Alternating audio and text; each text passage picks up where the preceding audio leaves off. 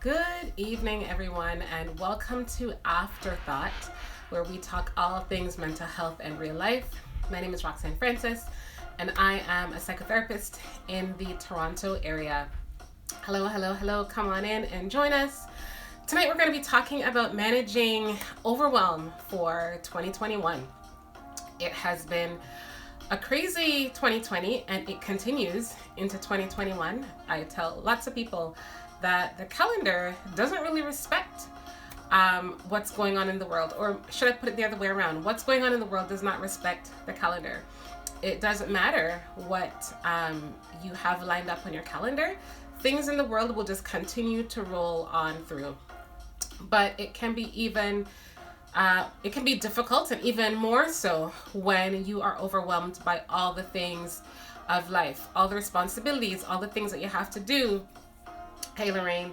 All of your people that you're responsible for, your work commitments, all these things can make you feel really, really overwhelmed and like you can't handle it. So, first of all, I know very few women who have never experienced overwhelm.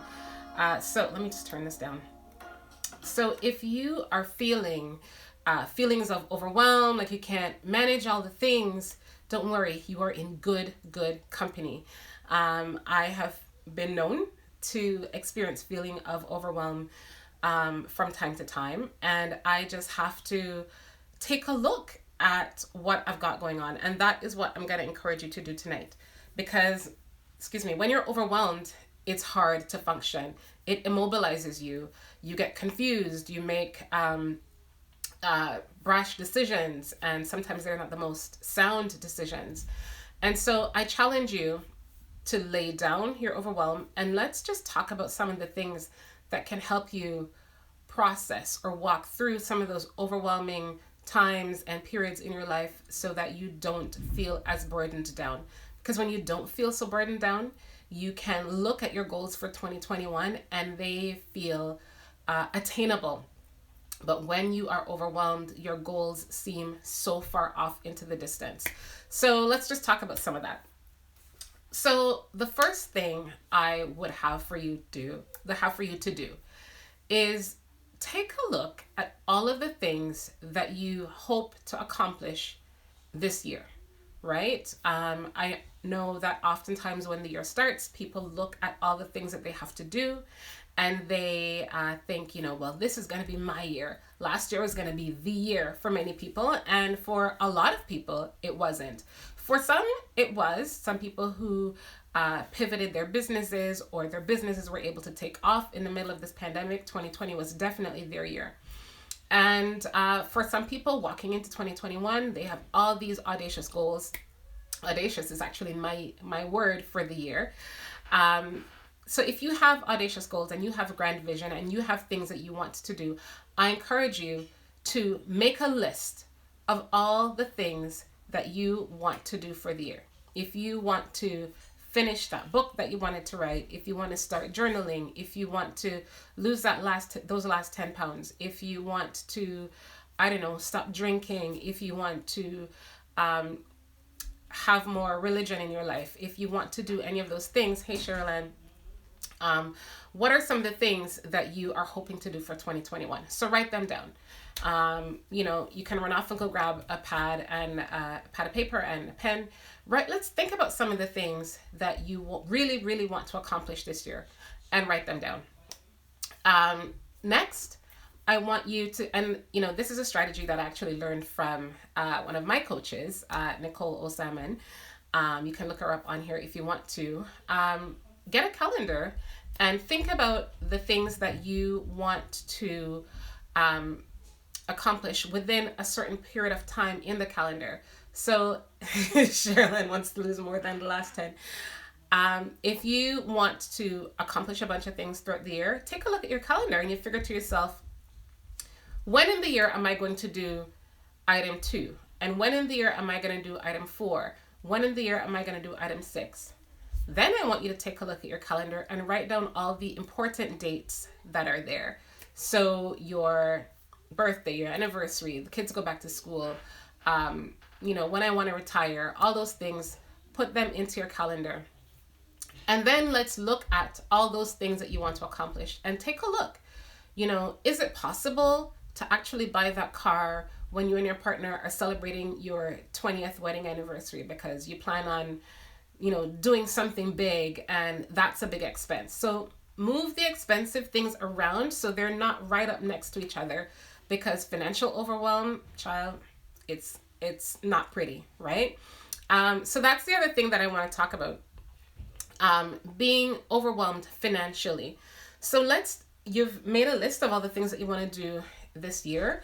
Let's either highlight or circle or put an asterisk around the things that are going to be financially challenging for you or financially draining.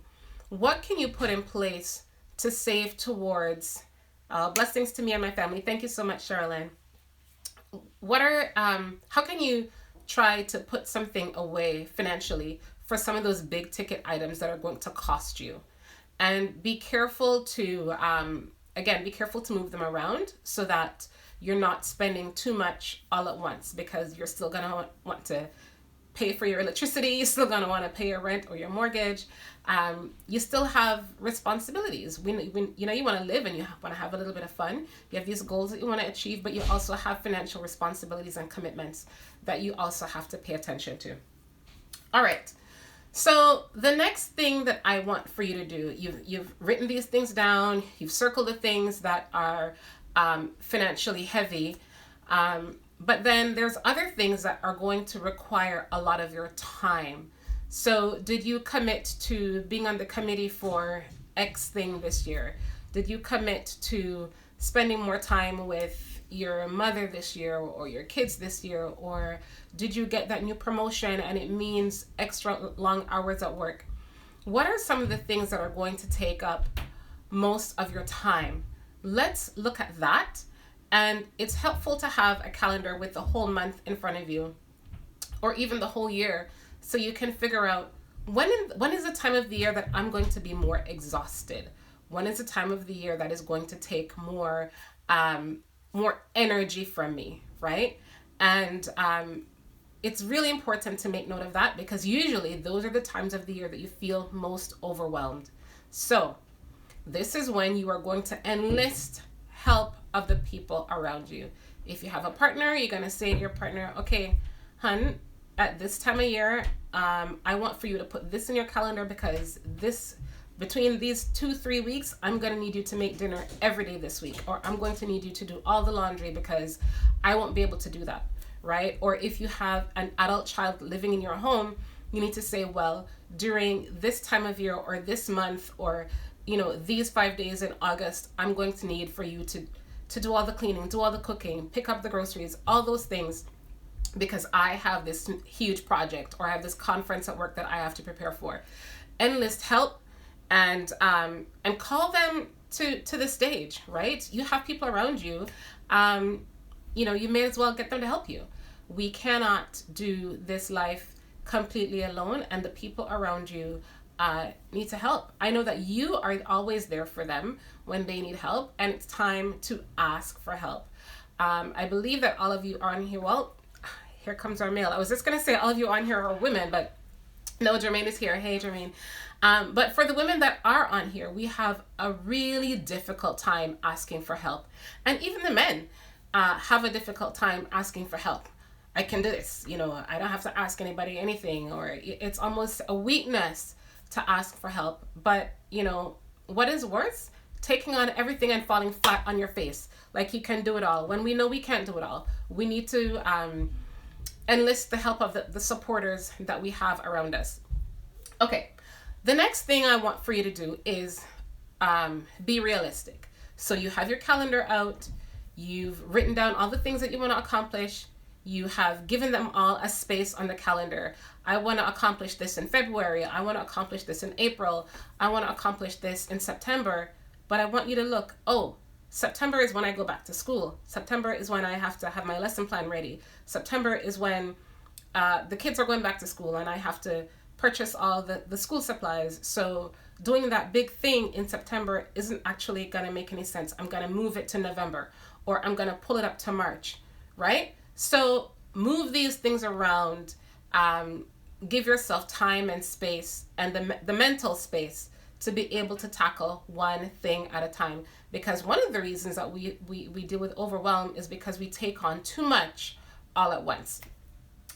So now that you've had all those things, I want you to now start being realistic. Let's take a look at all the things. The year has 12 months.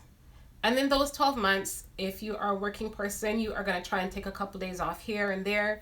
You might try to, drive out of province or out of state. If COVID restrictions lift, you might want to consider taking a vacation. Is it really feasible to do all those things in that 12 months? Everyone's like, so happy to see the back of 2020. 2021 is going to be my year. That's when I'm going to start the new job. That's when I'm going to get the raise. That's when I'm going to buy the truck. That's when I'm going to go to Costa Rica. That's when we're going to do all the amazing things. That's when I'm going to write my novel. People are making all these grand plans for 2021. Listen, you are one person. I'm not trying to stop you from being ambitious. Yes, we try. I'm not trying to stop you from being ambitious, but I want you to realistically take a look at all the things that you have to do and think to yourself, what is it going to take for me to tackle all these things? Okay, I want to start writing my book. How much time will I have to commit to that? Is that possible when I also want to run a marathon this year? When I want to train for a marathon this year? Is that possible when I am also with child and I'm due in like 5 months? So really think about the time commitment that it's going to take for all these things that you have to get done, and really ask yourself whether or not all these things to be done throughout 2021 are going to be realistic, especially since we're not done with this pandemic yet. So a lot of the things that we are hoping for, we still can't see people face to face. We don't know when we're going to be able to travel yet. So I would challenge you to take a look at your list and knock things off if you feel like they're not going to be realistic. It doesn't mean that you'll never get to them. It just means let's make this a 2-year plan instead of a 1-year plan. Instead of giving myself till December 31st, 2021 to do all these, these 10 things, and then if I only get to 5, I feel like a failure.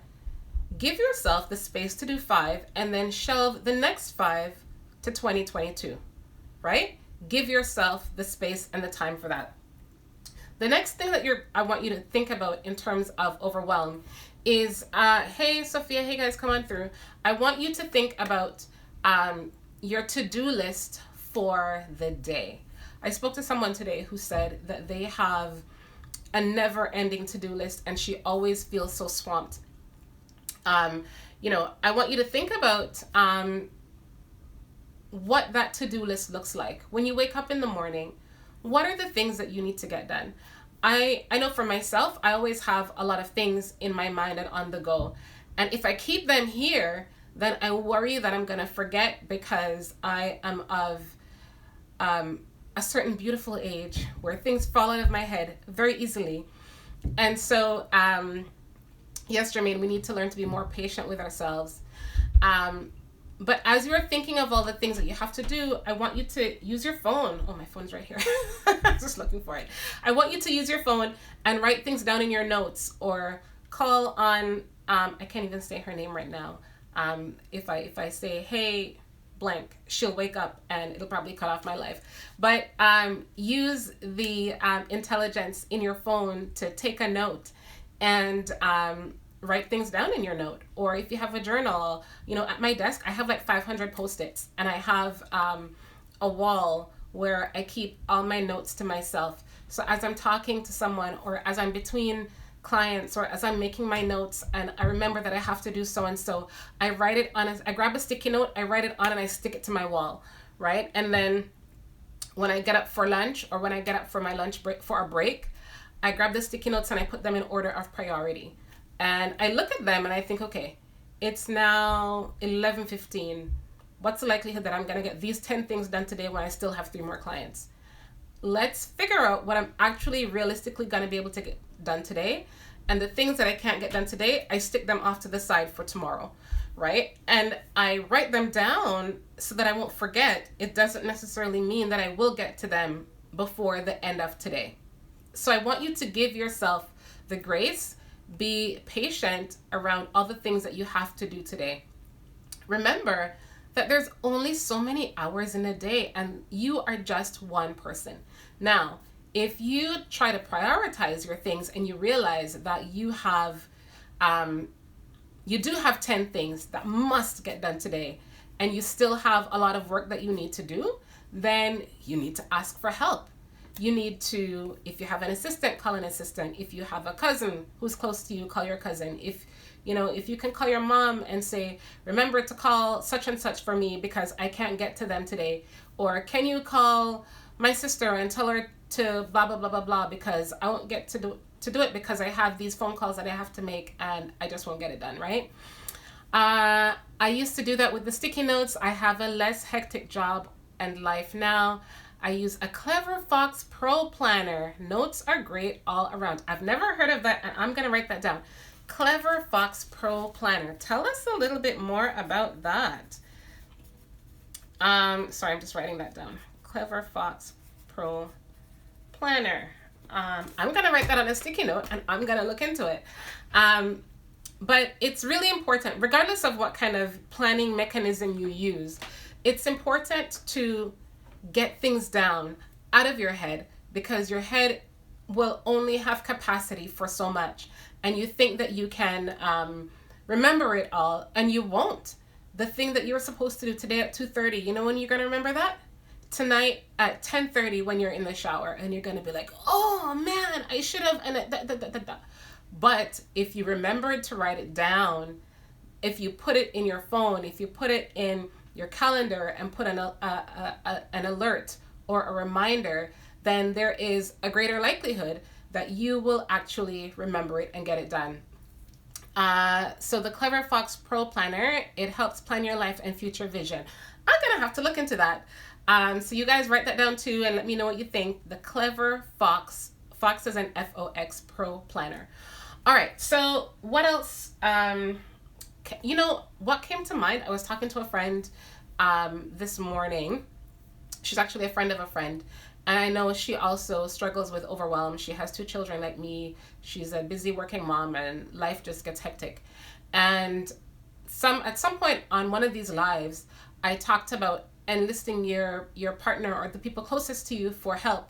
And she actually said to me this morning that she turned over all of the virtual school stuff to her partner, and it has made her life so much easier. It doesn't mean that she no longer makes meals. It doesn't mean that she no longer cleans a home or does laundry. It just means that this part of what she had deemed as her responsibility, she has now just given it to her partner, and it's just one less thing for her to do. It's just one less thing for her to remember, one less thing for her to struggle with throughout the day, and it takes off some of that pressure. It takes off a little bit of that stress. So that's one thing that I would encourage you to do. Enlist the help of people around you. The next thing that I want you to do is, I say this all the time on here. I want you to take care of yourself, because if you don't take breaks in your day, if you don't eat healthy, if you don't laugh from time to time, if you don't go outside and breathe in some fresh air, then you are going to feel even more stressed and you are going to feel even more overwhelmed. Give yourself permission to do less. You put some boundaries in your life. Start saying a very lovely no to people, and you will see how much less overwhelmed you will feel. Okay, delegation is wonderful. It can be tough to learn when you've been in control for so long, but it's worth it. I'm totally with you. Thank you. Yes, delegation is huge. And so is saying no. There are a number of ways to say no if you feel conflictual, if you have conflicting feelings about saying no to people. If you think that is unkind or it feels weird coming off your tongue, you can say, there's no room in my calendar for that today, or I'm really busy today, maybe we'll have to wait for another day, or I'm not able to do that right now, or I'm not able to commit to that right now, or don't say maybe when you mean no. because maybe it tells the other person that it's actually possible and they just need to persist a little bit further, right? So if you mean no, find a way to say no, and you do not have to explain. Your no does not have to come with qualification or explanation. Your no, it doesn't have to be no because I'm too busy. It doesn't have to be no because I'm putting the kids to bed. It doesn't have to be no because I have to go to the gym. Hey Glenda, it doesn't have to be no because I've got too much work to do. It can just be no, I'm not able to. And you don't have to apologize. You don't have to say no, I'm sorry. You can if you want to. I mean, a lot of us do that. I know a lot of us here in Canada, we say sorry far too often. I've been learning to pull back on my sorry and only use it when I've actually done something wrong, right? It's a work in progress, people. You have to bear with me. But setting your boundaries and saying, I'm not able to do that. Setting your boundaries and saying, I can't do that right now. Setting your boundaries and saying, try tomorrow. Because when you say yes to everyone, when you already have so many things to do, it makes your life that much more difficult. When you already have a full day, you have all these responsibilities, you have work, you have appointments that you have to get to, and then 5, 10, 6 people roll in asking for you to show up for them today. I'm not saying that you should be an awful friend. I'm not saying that you should be an awful relative and pull away from everyone. But I want you to do only what you have the space and time to do. I want you to commit to only what you have the space and time to commit to. I will say her name again because she's quite awesome. Her name is Nicole O. Salmon, and she has taught me a number of things. One of them being, when you are doing things that are going to cause you to feel drained, be careful about the things that you say yes to. So if I am teaching a conference, a virtual conference, even though it's virtual all day, it means that it takes a lot of preparation for me. It means that it takes a lot to deliver the material. It means that it takes a lot of brain space. And so if someone says, can you call so-and-so or do this for me at 9 o'clock tonight? The answer is, You know why? Because I'm tired, right? And I have another day to prepare for, right? If I am doing, let's say in a post-COVID world, whenever that will be, if I'm doing something on a weekend, if I am presenting or I'm showing up for someone in a particular way, and someone says to me, can you do so-and-so for me on Monday? No, because you know what? I'm taking the Monday off. And I know that I have the capacity to do that because I kind of work for myself. I'm an entrepreneur. Not everyone has the ability to do that. But if you have vacation and you have a side hustle and you work that side hustle all weekend, I want you to plan for it and try to take the next day off if you can, because you need the time to regroup. You need the time to pour back into yourself. You need the time to rest, which brings me to another thing. We need to allow ourselves the opportunity to rest. If you have taken the time off to rest because you're busy, because you're overwhelmed, because you're tired, because you're taking a vacation day, then don't, just because that day is a rest day, it doesn't mean you're available to everybody. It doesn't mean that you're available to take Tom, Dick, and Harry to their appointment, or to take that one to the airport and, drop off your mom at the dentist. Like, I know that you want to do, listen, I'm a social worker and I'm a therapist. You know what that means? It means that I kind of have a little bit of a bleeding heart and I want to do everything for everyone. Yes, Pat, I know that you hear me on this. I want to do everything for everyone. But, just because I don't have clients on a Monday afternoon doesn't mean that I don't have paperwork, or it doesn't mean that I don't have things that I have to get to. Maybe I want to cook 3 dinners to serve me for the rest of the week. Maybe I want to get to the laundry that's been in the basket looking at me for 3 days. Yes, I do that too. Or maybe it just means that I am drained and I need to take a nap. So if you call me on a day that I have that afternoon slated for rest to do all those things, then the answer is going to be catch me tomorrow or maybe next Tuesday. But I'm not able to do that now because, like Pat says, you don't want to be accommodating other people at your own expense. And believe me, guys, it doesn't mean that I'm saying to you, forego kindness or forego compassion, right? I'll be the first person to help you move or pack up or watch your children or whatever, because this is how life is. But I'm also, as I'm getting older, I'm getting wiser around protecting myself. And because I know a thing or two about overwhelm. Before I accidentally became an entrepreneur, I ended up taking 3 stress leaves from my job before I left. Count them: 1, 2, 3 stress leaves. Because I was at work taking care of people. I came home, took care of my people, taking care of extended family, taking care of all the friends, taking care of all the acquaintances, and drowning on the inside. And I crawled out of that, and I'm not going back there. And I don't want you to get there, right? It's that bit of self-care that puts yourself first to say no. Yes, self-care isn't selfish. Helpers need to set strict boundaries. Not just helpers who need to set strict boundaries.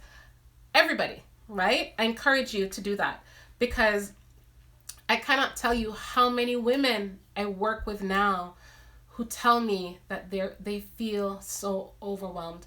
I have to say that even though a lot of people are dishing dirt to 2020, Pat, I saw your post on that today, that a lot of good things came out of 2020. By the way, Pat, I want you to put the name of your book into the comments. Pat Russell Sings, my friend Pat Russell, she just published a new book. I want I can't even talk tonight. I want you guys to go out there and purchase her book. It's amazing. Women forget that they're not superwomen. That's right. So what was I even saying? I want you to think about,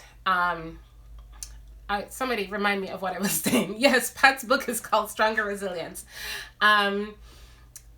It took a while. Yes, for me at work, Sherilyn, you're right. Sherilyn says it took a while getting used to not seeing my face at work every day. Yes. Yes, congrats to Pat on her book. Yes, that reminds me. A lot of people are talking about, they're so happy to say goodbye to 2020, right? And a lot of great things came out of 2020. Yes, and I know that a lot of people lost their whole industries. My heart bleeds for all my event planners and wedding planners out there. And speakers, lots of people had to pivot their businesses. A lot of people lost their jobs in 2020. A lot of people lost loved ones to COVID-19 and other complications of this virus. But one of the things that came out of 2020 forced people to slow down. It forced you to slow down, because where you going? Everyone was closed.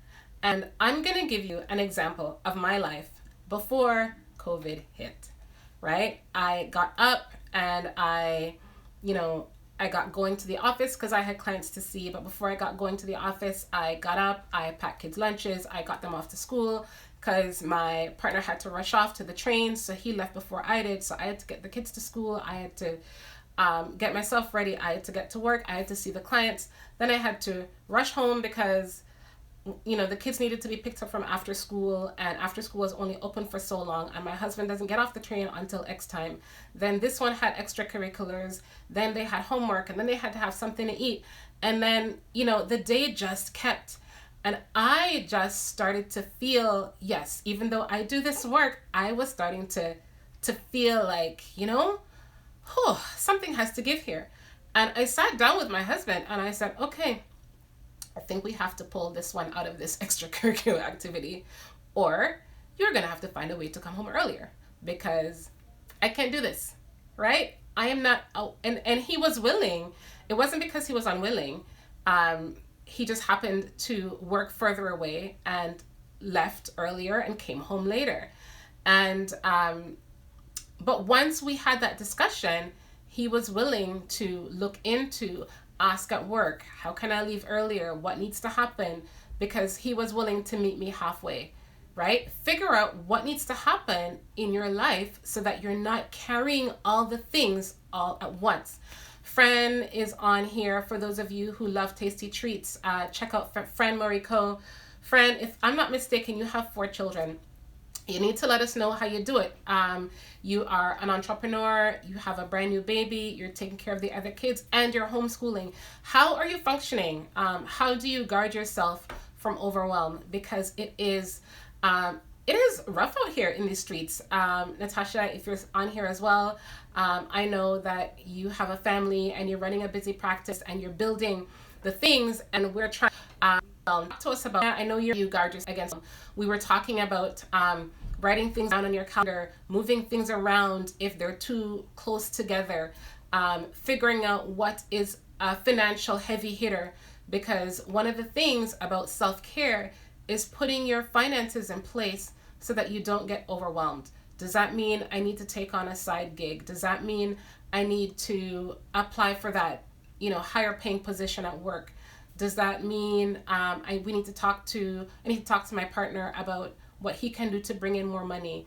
Does that mean we're gonna eat out less? Does that mean we're gonna fire the cleaner who comes in every 2 weeks? But we need to figure out what we need to do to manage financially, because it doesn't make any sense for us to look like the Joneses, for us to have 2 cars like the Joneses, when you're running off your feet like crazy, driving yourself up the wall because you're overwhelmed trying to maintain this lifestyle. So think about your lifestyle. Think about all the things that you're trying to maintain.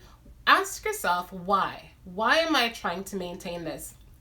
Fran says, take it 1 hour at a time and try to be as kind to myself emotionally as much as possible. Yes, you're right. Rome was not built in a day. And if you have a busy family, your children are going to go through ages and stages, and you kind of just have to roll with the punches. But do they have to learn piano and saxophone and go to karate and go to soccer and do all the things and learn Mandarin? Like, who's going to take them to all those things, right? And I know we're in the middle of a pandemic and no one is going anywhere.